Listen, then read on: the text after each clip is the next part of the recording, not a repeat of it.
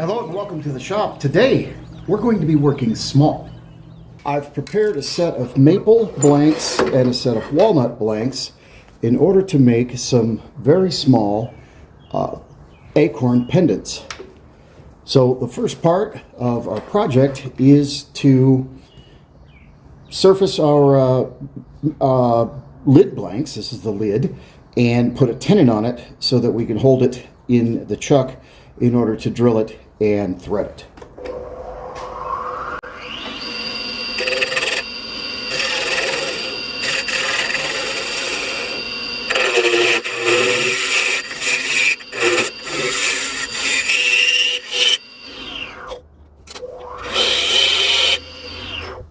So, we're going to put these in jaws. And then we're going to use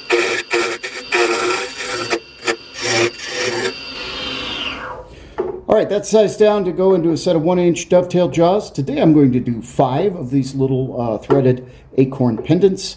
So I'm going to go ahead and prep the other 4 to be reversed, mounted, drilled, and we'll follow on from there. Alright, so this is the last of the 5. And I've got them all sized to chuck into this 1-inch jaws so that we can work with them and make our little tops for our pendants.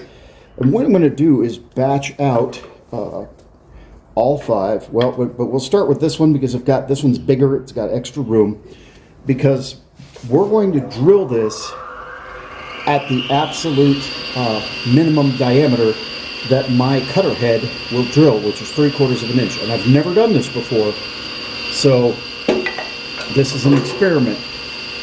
Theoretically, if I drill this at 3/4 of an inch, the 3/4 inch cutter head should be able to fit. We're going to find out. So I made this a little bit bigger.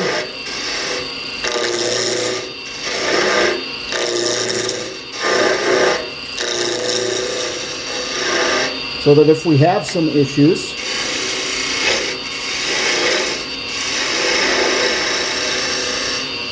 we simply can cut it off and go to the next one.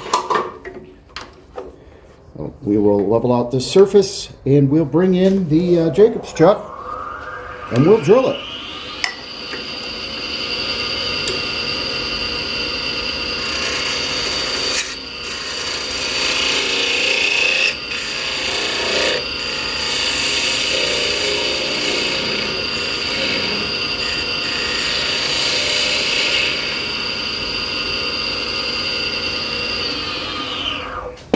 Now we're using 12 threads per inch threader head on Baxter's Threadmaster, and one thing to I guess remember is that 3 threads per inch is kind of the minimum for a thread to hold, which means that 1/4 of an inch will give us 3 threads. So we want to drill deep enough that we can get past 1/4 of an inch, but we also want enough space that we can cut a little bit of a relief at the bottom of our threads so that the threader can escape into it.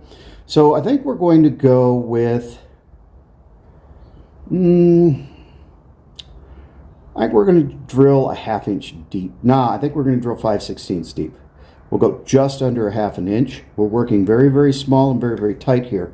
I do have a smaller cutter head coming that will enable me to be a little bit more frugal in space, but at this point in time, this is what I've got. So let's see what we can do with this in regards to just making it as small as we can. So what I was measuring is the depth that I want to drill, and what I forgot to do was figure out where that's going to put me. Okay, so I will drill right to the little notch right here at the top of the Forstner bit, and that will give me my 5/16.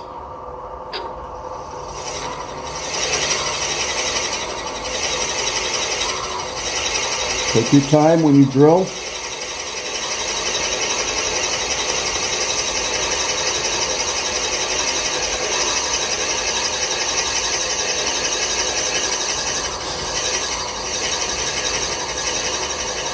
All right, there we go. And that puts us right at 5/16, maybe a tiny hair over. Now the reason I want to be careful with that is because I'm trying to make these little acorn pendants fairly small. So I can't go too deep because this is the top of the acorn, and then I'm going to have a body. So we're looking at over an inch worth of acorn here. The body needs to be longer than the top, so probably an inch and a half. And again, this is all experimental. We're trying it out, and we're going to see if we can get this to work until I have my smaller threader head from Bestwood Tools. This is the smallest that I can go. Mathematically, theoretically, we shall find out. Again, I need 3 full threads is ideal for a good solid hold. So I've got to drill deep enough in order to get the threader in there. Now to prepare it for threading, we also need to put a chamfer right here. And that'll help that cutter head enter.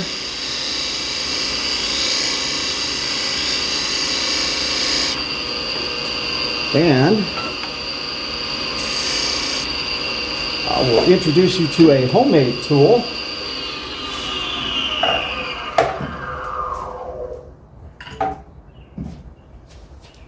This is simply a screwdriver that I turned into a scraper.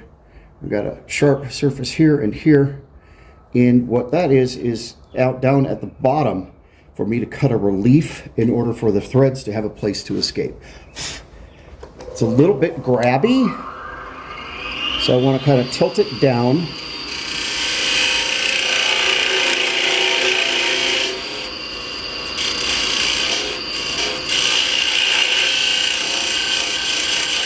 There we go. And that will give me gives me relief down at the very bottom of the threads that I'm about to cut. And that will give the cutter somewhere to go to escape those threads. We're over on the Baxter's Threadmaster, and one thing that we need to do is make sure that we are aligned precisely where this edge of the cutter head is just touching the wood. And I managed to eyeball that, and that's exactly where it's at. So then we want to lock the cross slide lock of the Threadmaster down. There's a full explanation of how to use the Threadmaster, and I'll put a link somewhere in the description to the Threadmaster step-by-step instructions. But what I've done is align that essentially just a tiny hair this side of 3/4 of an inch. This is a 3/4 inch cutter head, so it fits in there precisely. And we're going to now cut threads down in. So what we're going to do is we're going to do it 20 1/1000ths at a time. 12 threads per inch. This is a 12 threads per inch shutter head. Cuts 46 thousandths of an inch deep. But we're going to make 3 passes. We're going to cut 20 thousandths. Come back out. Add 20 thousandths to 40. Come back out and cut 6. We're going to make 3 passes in order to get clean threads and try to make sure we don't get any torn grain.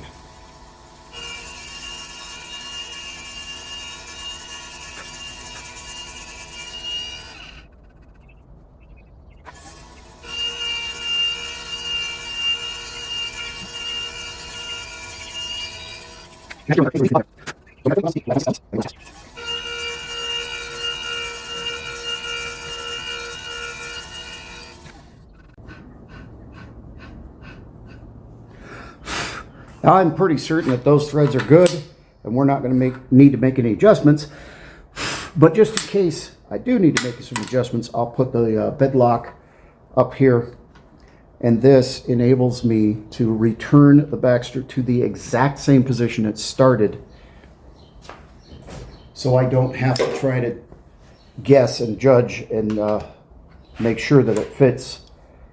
It's lined up. Just put a little snug on there with the round over 3000. And that, again, allows me to return the Baxter to the exact same position, which means I don't have to try to wiggle or anything to cut any more. As long as I don't change this setting, I can go back in and make another cut. However, on the female threads, in general, that's not necessary. Usually they cut pretty clean first time, and we do have nice clean threads here.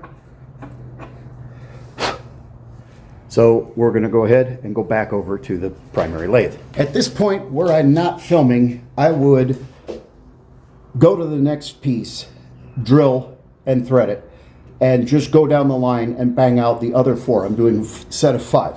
However, because we're filming, we're going to do these one at a time. So at this stage, what we can do is begin to form and shape the little lid of our acorn. This is the cap of the acorn. So we're going to go ahead and work on that.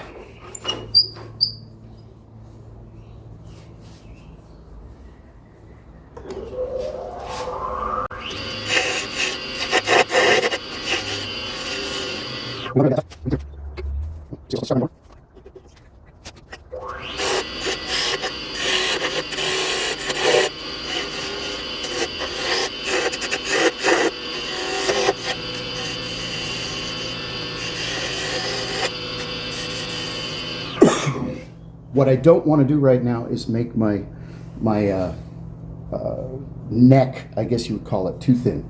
I want to make sure that I have some bulk here, but we've got this basically down to size, so we're going to sand it real quick. I'll come back when we move to our body, or the male portion of our threading and piece. Just like we did with our lids, I've got 5 bodies to prepare, and the first thing that I'm going to do is just put a tenon on each one so that they can be reversed into the chuck. I'm using a 1-inch tenon, or 1-inch chuck on a Nova G3. I'm in the process of switching over to the Talon, the one-way Talon, but I don't have all the jaws I need.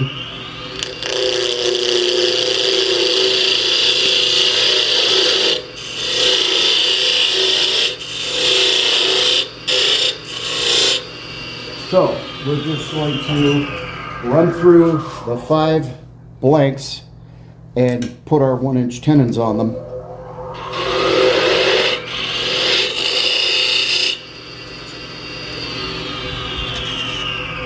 We'll come back when we're ready to prep the body for threading. I've got 5 blanks prepared. This will be the body of our first acorn, and so we want to smooth this surface off, and then we want to cut a tenon that will fit into our threads. So we'll first of all just get this round.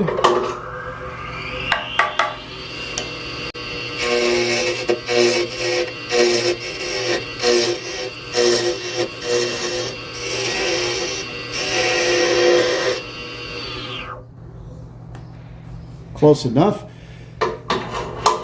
We'll clean up this surface, and then we will do our measurements to fit our tenon.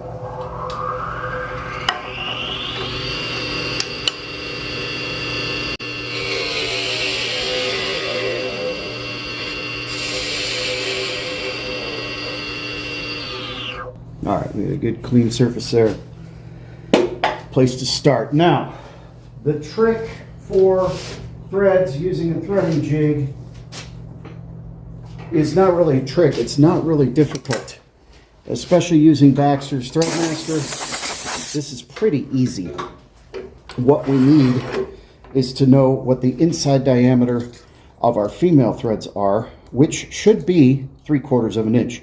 Maybe a little bit off because wood moves, but it should be 3/4 of an inch. So I'm taking a digital caliper.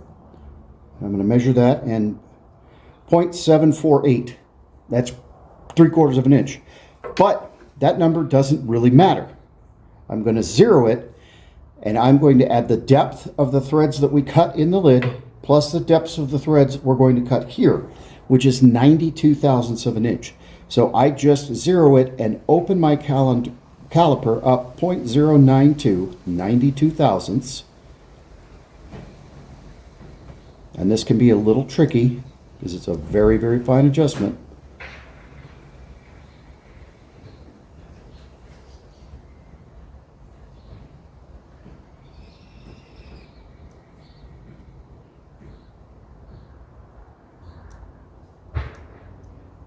and lock it. That is the diameter that I need my tenon to be to cut male threads that will fit into this female threads into the lid.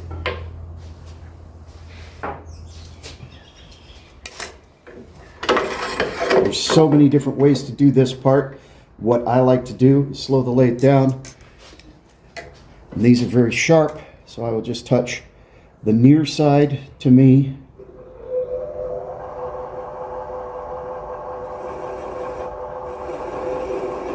And I just transfer that measurement. And what I'm doing is giving myself a approximate measurement, roughly where I need to get down to. Again, keeping this locked, I'm going to come back and measure that as I'm cutting until I make sure that I fit my tenon exactly. The other thing I want to do is remember that I need 1/4 of an inch for three full threads. So I want to make my tenon a little bit longer than 1/4 of an inch. I'm going to make it 3/8, I believe will do us. Let me double check what our depth was. I don't want my tenon to be longer than my depth. Okay, so yeah, we can go 3/8 of an inch. That gives us room to make a shoulder and still get 3 full threads on our male. I hope that makes sense. It's not really a lot of math, it's 12 threads per inch, which means 1/4 inch is 3 threads. 3 times 4 is 12. So that's the depth I want the tenon, that is the width that we need the tenon. And from here, it's just a matter of fitting it.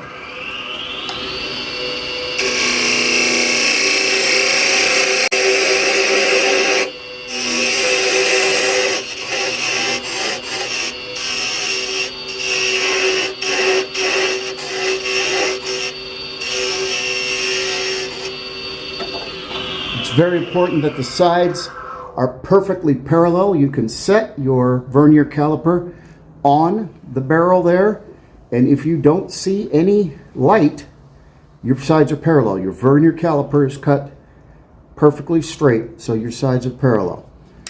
And go ahead and take it down.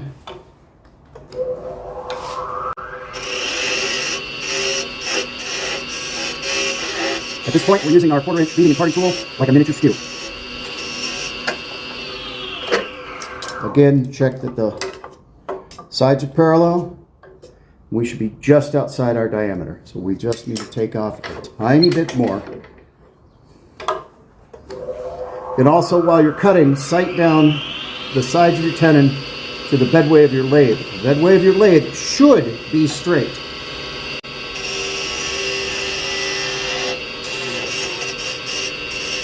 I believe that gets us there. Might be a tiny bit, we're still just a tiny bit big.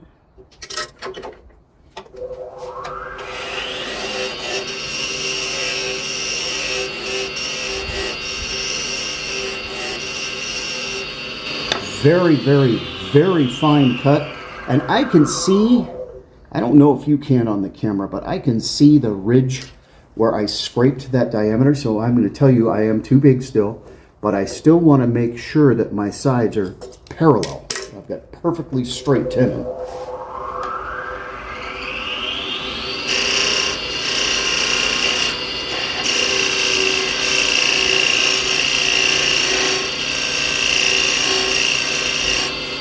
This should be it. Perfect. There we go. Sides are straight. Now we need to prep this for threading. And we're going to do the same thing we did with the female. We're going to chamfer the top.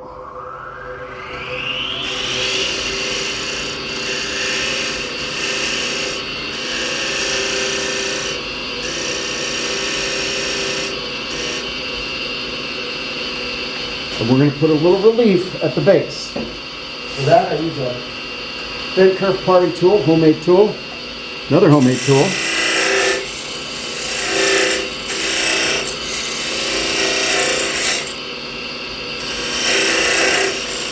This is just a recycled Sawzall blade. And remember, I want to keep 1/4 of an inch, which gives me 3 full threads. And we are just outside 1/4 of an inch, so we're in good shape there.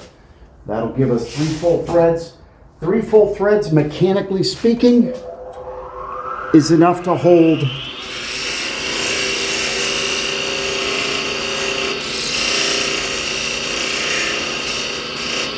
at least according to the engineers. 3 full threads is enough to hold. We'll move back over to Baxter and cut our male threads. All right, now at this point, the bed lock here, the keyway lock, is actually more relevant for when you're cutting the male threads than the female threads. So I'm going to get it out of the way initially so that we can line this up. But your male threads are where you're going to make your adjustments should you need to, in order to ensure that your threads fit. So once you get your Baxter positioned, you want to reset that keyway lock, that bed lock, whatever you want to call it, once you have your threads, your Baxter positioned.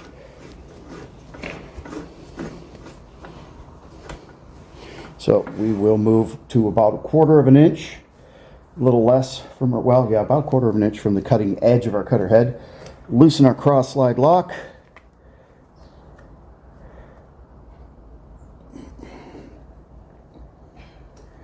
And the same as we did on the female, we want the blade just touching the wood.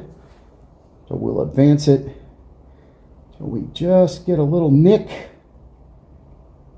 Boom, right there. I saw a little dust fly off. That's what we want. Now you put your bed lock on. But if you forget and you've got shavings here, that's got a chamfer so that you can still butt it up square, and those shavings will just get pushed up underneath the chamfer. Pretty clever. So we tighten this down.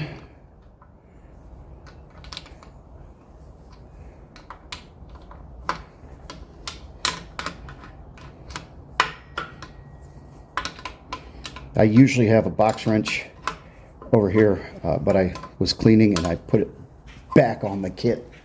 So the bolt rounder 3000 will have to do. All right, so same thing. We're going to make 3 passes. We're going to cut 20 thousandths at a time. So we just advance the wheel to 20. Make sure we have our tension lock. We'll go ahead and make our first pass.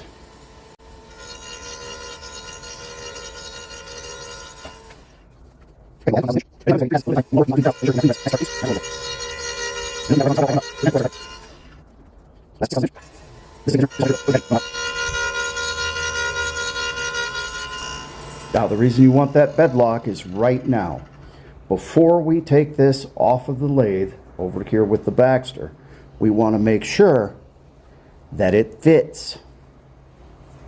So we'll just back that out, bring our lid up, and test it. And it is a little bit big. I didn't quite get my alignment right. It's in there. It's fit. It's starting, but it's too big. So we're going to add a little bit more depth and cut again. So that bed lock just made it so all I had to do was just bring the Baxter right back where it started. And I'm going to go ahead and add 5 1/1000ths of an inch, and that will probably get us a good fit.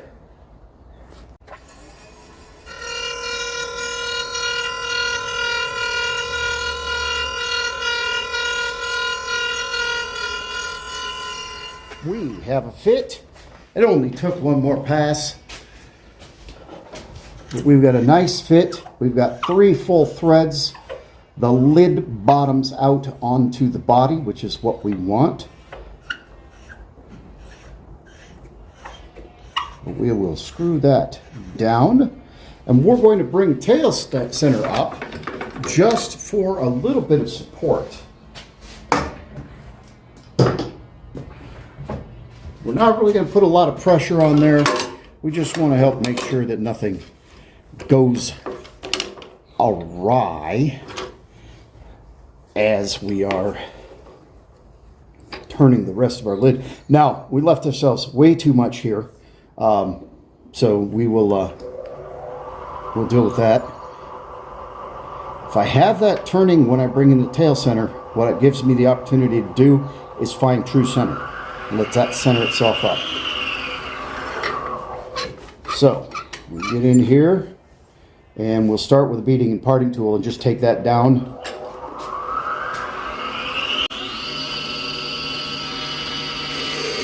Not too aggressive. You don't want to jam the threads.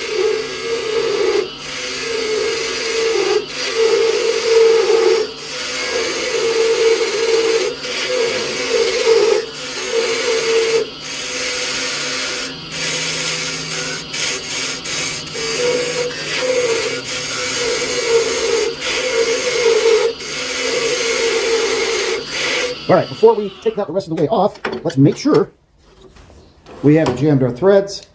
We're good. Again, 3 full threads gives you enough hold that it can withstand you turning the lid, the outside and the top of the lid, again, without having any trouble. So a little something to think about when you're doing this is, did you provide yourself with enough threads to hold the piece? Because with, at least the way I do this, I turn the lid to completion on the body. That lets me fit the body to the lid appropriately.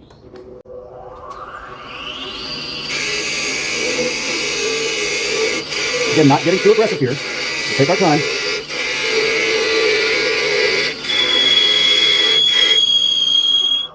Right there.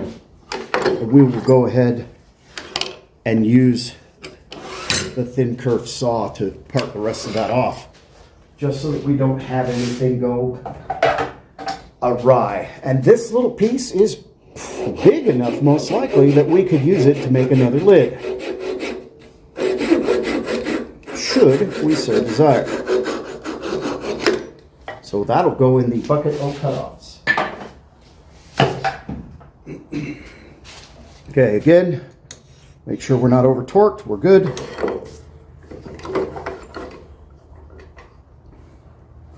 And we'll finish forming the lid of our acorn.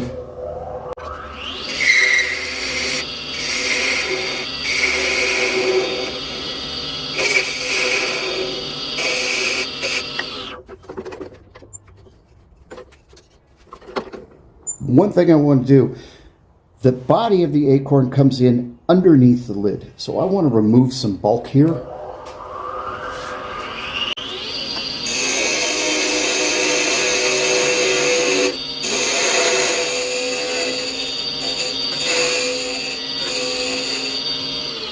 And that's another reason why we want to be able to fit this, is so that we can get this little detail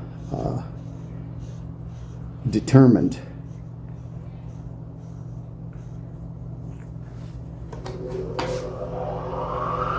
Using our 1/4-inch beading and parting tool like a miniature skew.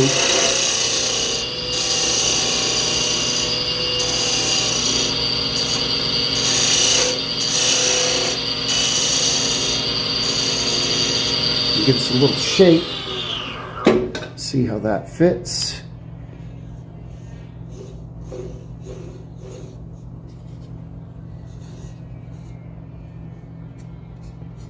Might want to take that down just the teeniest bit more. And we're working very, very small here. We can get smaller with a smaller threader head.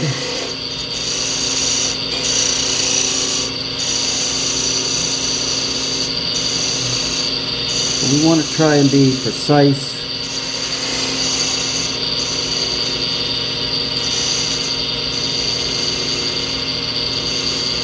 I want that to feel like it comes up under and fits in.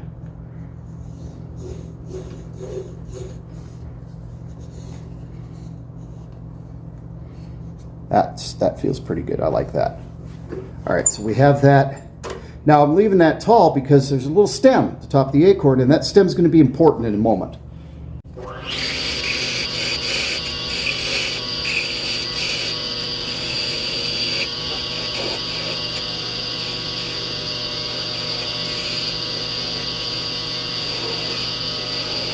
We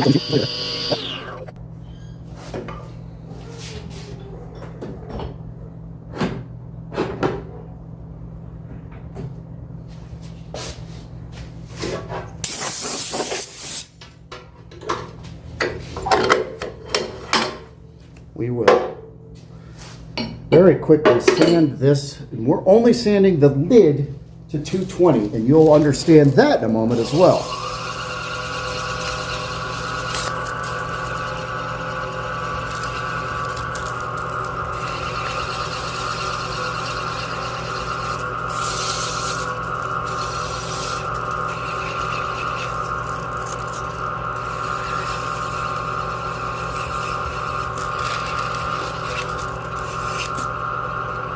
I want to soften that little corner just a skosh. There we go. All right.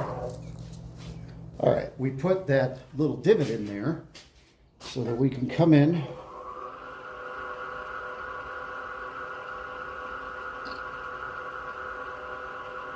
and drill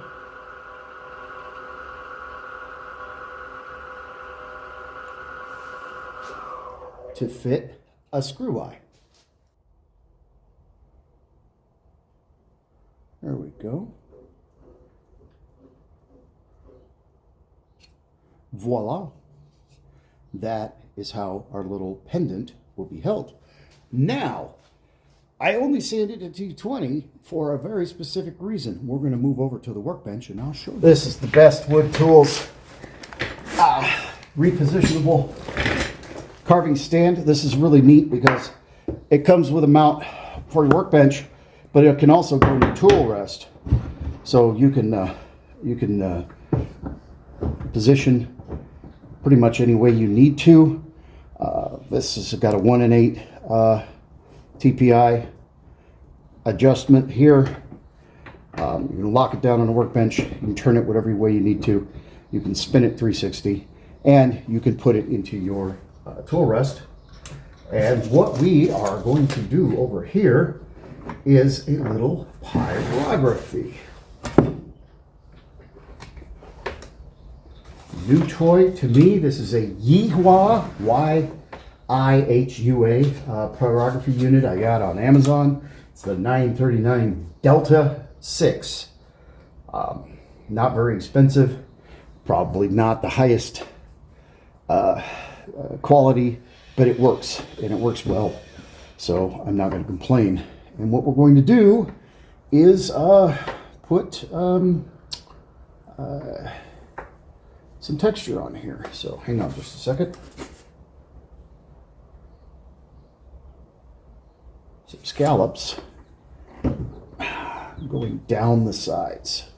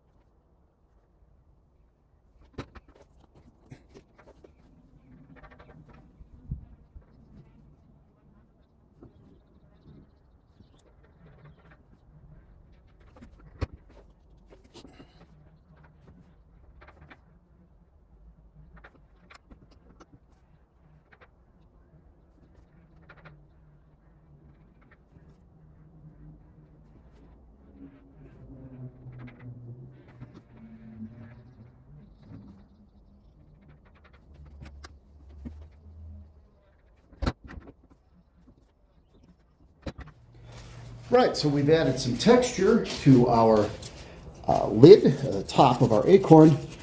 but we don't want it to be so dark. So we'll just come in with some 400 grit sandpaper.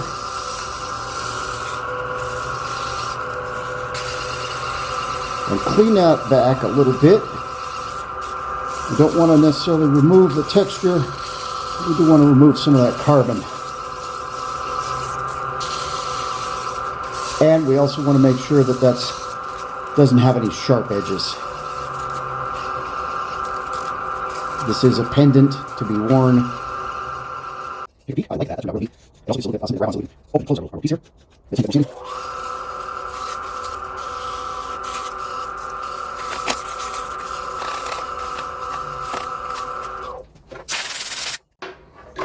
That looks pretty awesome. Let's put some Parfix 34 weight on there and seal that up. And that part will be finished. So the lid of our little piece is set aside, and we've got to worry about the body, and we've got a couple of challenges. The first of which is shape and size. We're going to work towards that. We're not going to get down to final shape and size yet, because we do have to hollow it. In this case, we're going to drill it, and so we've got to do a little bit of thinking and measuring there. But we'll just come in with our 1/4-inch beading and parting tool. Again, using it more like it's a skew.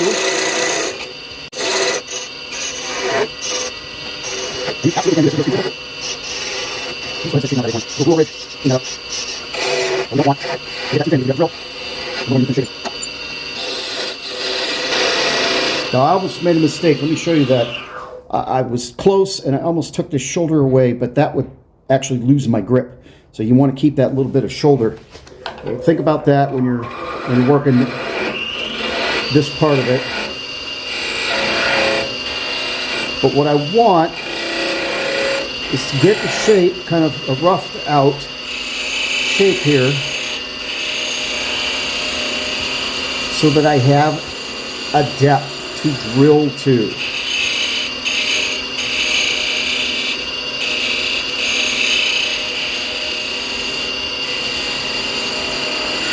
All right, so we're going to hint at our shoulder of our shape. All right, so we want to drill this out. It gives us a lot of control and gives us a lot of size. And this is at 3/4 of an inch right here. And we don't want to infringe on our threads or our collar. So I think we're going to go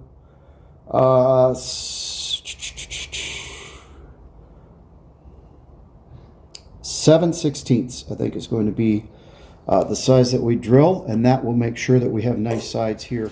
All right, so I decided I wanted to drill this at 7/16, just under 1/2 inch. I don't want to get too close to the sides here and make it too weak for my threads.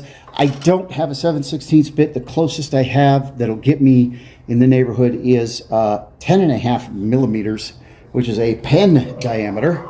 And we're going to drill just a little bit, right at an inch.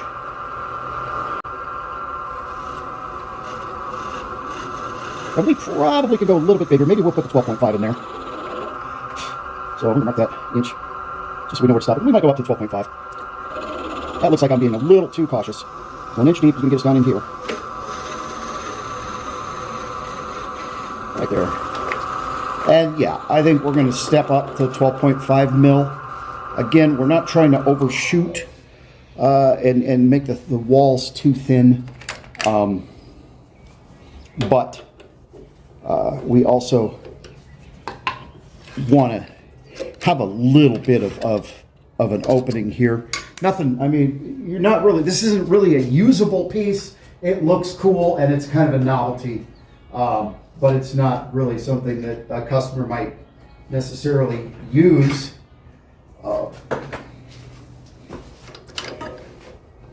Let's take a look at 12.5 mil here. Again, 1/2 inch is just going to be too much. This is just under 1/2 inch. And yeah, that probably is a more appropriate width. Again, just about an inch. I'm just eyeballing that. Take our time. We do not want to split this. We are working very small.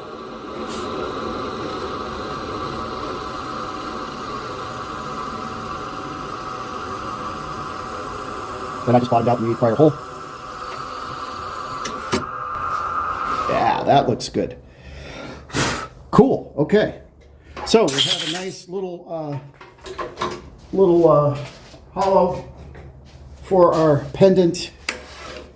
We have a diameter that is definable that we know we can actually jam this onto, which we're going to do to, yeah, nice. And that is dead on an inch. That is exactly an inch deep. How about that? Good eye, good eye. So we'll mark that, make sure that we know that that's where the depth is. I'm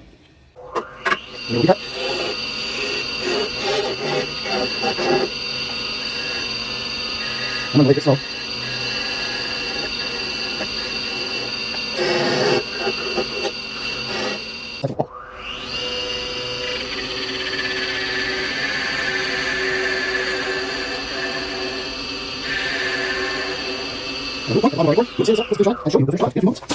All right, this is a fun little project, and like I was saying earlier in the video, I was setting up to do multiples. I will do more. Mother's Day is coming up. This is something that's actually not very difficult. It's fairly quick and easy, and you have this wonderful little acorn pendant. It is from the top of the little